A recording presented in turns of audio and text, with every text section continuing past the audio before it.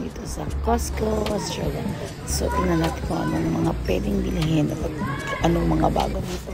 At syempre, nakita ko itong Dyson na medyo mahal lang din talaga. Ito yung one of my wish list na bilhin na Dyson na hair dryer. At ngayon, nagtitingin kami kung mayroon pang favorite nilang donut. Pero wala na kaya ito na lang titingin din ako ng mga meat. Pero medyo mahal din ko na po. Talagang dami din yung mga nagkilo. Ang sarap sana ng bulgogi kaso medyo mahal lang din. Tsaka delikado din sa gout.